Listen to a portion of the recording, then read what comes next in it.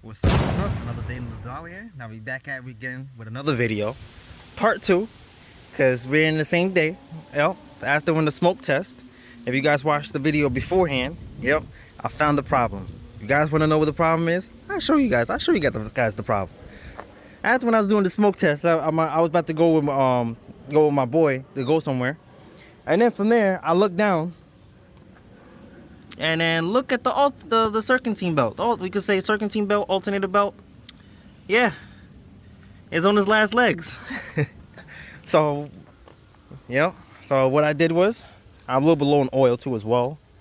That's a different issue because there's oil pan I need to replace. The low life is a dream life. You only want to live it once. Yep. Because when time you load your cars, yep, you're gonna be going through a lot of oil pans. So that's one of them I had to deal with soon. But when I do that, I'm just gonna replace, change to do the full oil change, filter and stuff like that. So, yep. So that's oil. But yep, this is the belt right here. Good brand. I definitely do not recommend. Don't cheap out because it's not that expensive for these belts. The cheapest AutoZone belt is like $13. This was like $21. It came up with taxes, $23. So yeah, get yourself a good brand, and you won't have to deal with it down the line. All right, Continental is a really good brand, so you don't have to deal with no issues. So the first thing you do, you get your 21mm socket. You put on your lug nuts here. You get yourself a cheetah bar that is right there, and then I get my big boy wrench.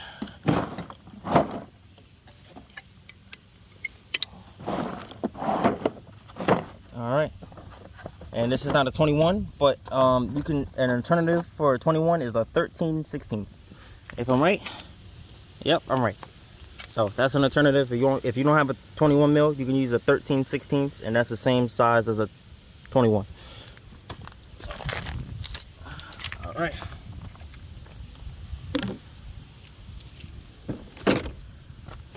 Right here.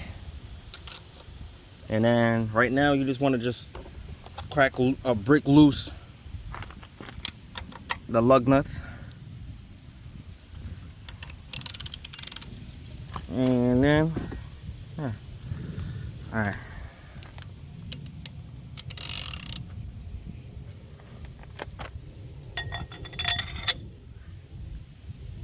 So let me just break this loose real quick, and then yeah, get back at you guys. Okay, so now after you break loose the lug nuts, you jack up the car, make sure you put it in a good spot.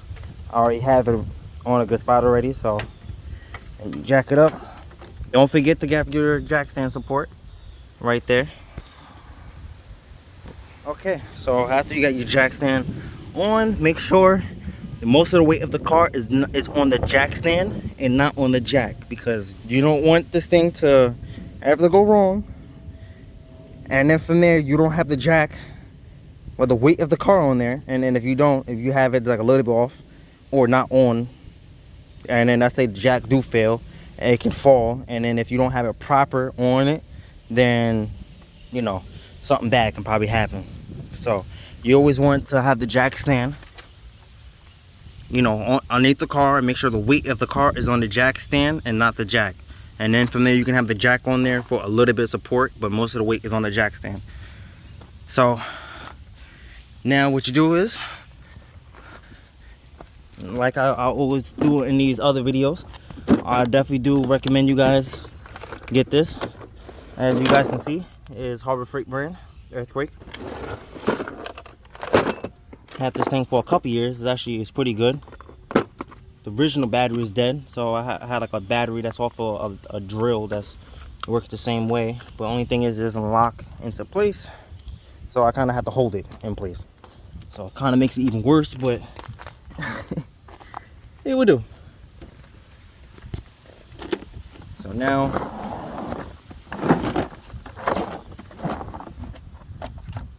when you get to this point, get your 21, get an extension because I'm using a stubby one, and then from there you're gonna loosen all these lug nuts. Oh, that's the reason why I need the other battery, but this is like a backup battery.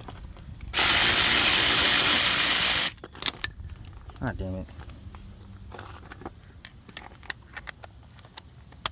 There we go.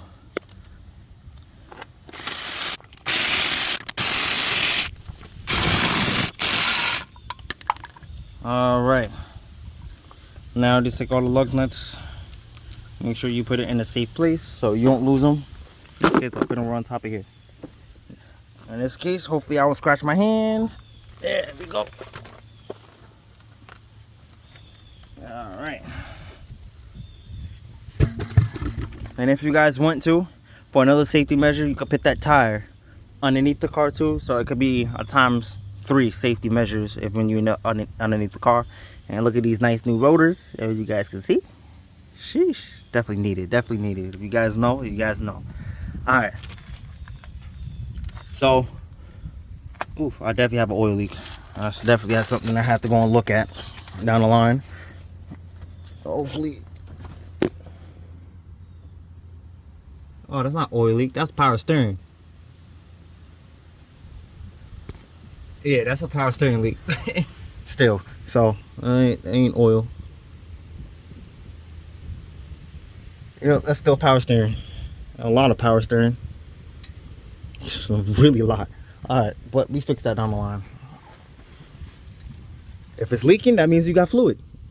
Don't look at my oil pan needs to be replaced, but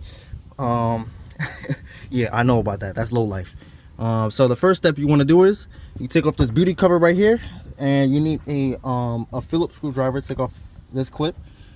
And well, I'm missing a couple, so you probably had to take off this one right here, this one right here, this one right there, as you guys can see, and then this one right here, that's a 12 mil, and this one is a 12 mil as well. So yeah, let's go and knock these out.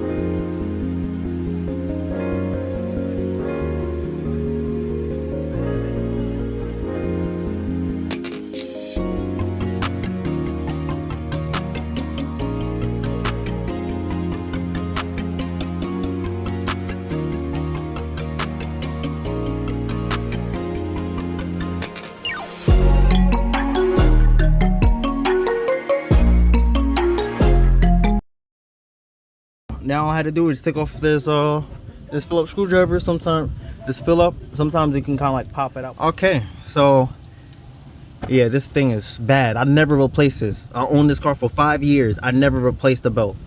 So this is gonna let you guys know. Yeah, I replaced this belt though, but this belt looks a little bad too. So it ain't broken, don't fix it.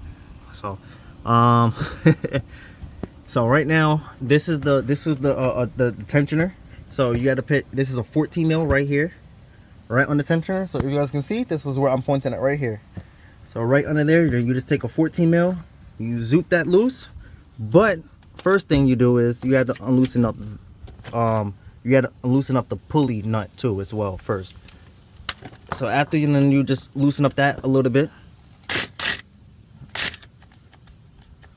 Yeah, damn battery.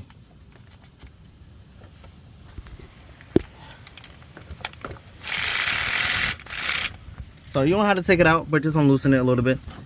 And then from there, all right, then from there, you take the 14, you put it on the nut.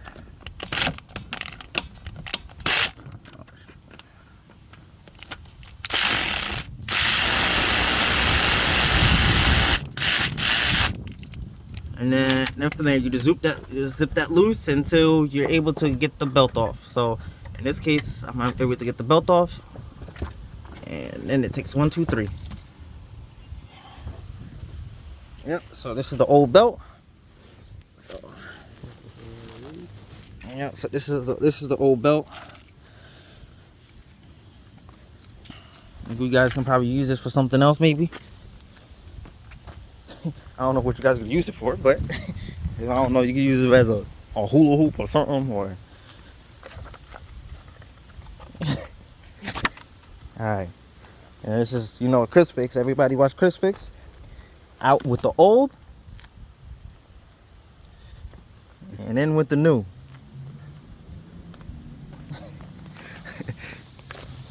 All right. So you probably have to go up in the engine bay up a little bit if you and it's very easy routing it. You just make sure if you're a little bit trouble, take a picture before you do it. But it's not that hard, honestly. There's only 4 things. Everything wraps around. So the crankshaft pulley, it wraps around. Everything wraps around, and the only thing that goes under is this. So this is the only part that goes under. So all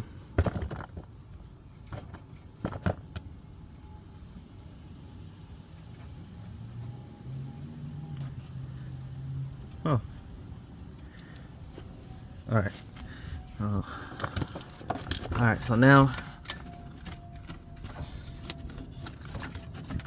I'm trying to put this in out there.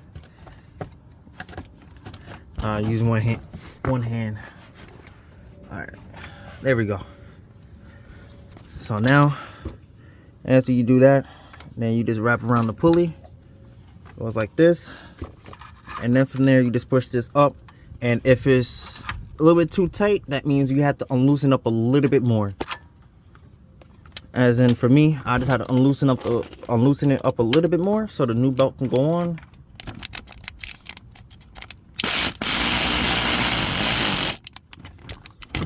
All right, so unloosen up a little bit more. Now this can go on, and it's gonna be like that. And you put the new belt back on. So just make sure it's all on the ribs. That's how I'm gonna be calling it. Just make sure it's all aligned up to all the ribs, and it's pretty good. And now what you do is tighten it. So I want you guys to make sure, listen closely. When you're tightening it, you probably have to stop in between, and you want to twist it. You want to twist the belt all the way to the left. And if you can't, if you see how the belt is loose, and you see how I can go a whole entire 180 degrees, that means it's loose. If it's too tight, then you only can go like up to here. So what you need is, this is how you do the proper testing of the belt. You have to turn it, and it has to go vertical, but it has to be a lot of tension vertical. So the most you can pull is right here. After you can go from right here, that means it's fully adjusted. If your point is like right here, and you're not tightening it, and you tighten it all the way, and it's the most you can pull, that means you tighten it too much. If you tighten it and you can go a whole entire 360 to 180 degrees, that means it's way too loose. So it has to go 100% vertical. So it's literally, I don't know how many degrees that is, but yeah, just 100% vertical. So that's how you know that you have the proper tension of the belt. So, all right. So now, and then you just tighten it. So I have my electric wrench here, and since I have electric wrench, you got to go very slowly.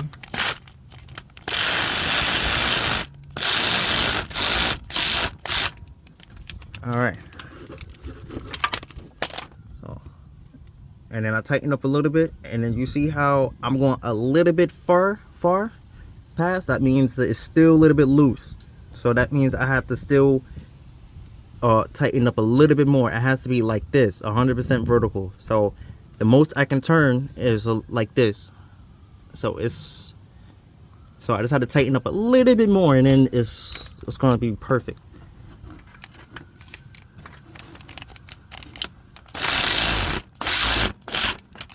Yep, tighten up a little bit like that. Yep, so it's a little bit.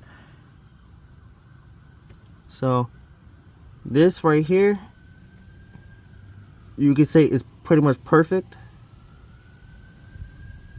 And what I'm gonna do is just do a little bit more, because it's not the most I could turn is is a little bit after, so I'm gonna do like a little smidge, a little bit tight. And for this, I'll probably do a little bit, like a 2 or 3 ugga tuggers. Alright, that's good right there. Oh.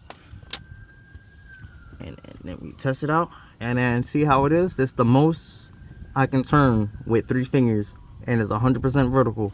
That means this belt is at the proper tension. So now what you do is just do the reverse way and how you did it. And then just to let you guys know, if you guys want to change out your you know, your power steering belt too as well, the tensioner is actually, it's the same way, but it's the same way, but it's this bolt right here and this nut right there. So you want to crack this nut off first, and then from there, this is the tensioner. So you crack that nut loose, and then from there you unloosen it. Boom. So when you have it at the proper tension, now you can do is tighten up this. Don't forget about this bolt, because if you don't, your whole entire pulley is gonna fall off. So, and then don't take the nut off completely. Just have it like, you know, a little bit good. So yeah, and then from there, now you can just tighten up this nut back together, and I'm gonna do that now.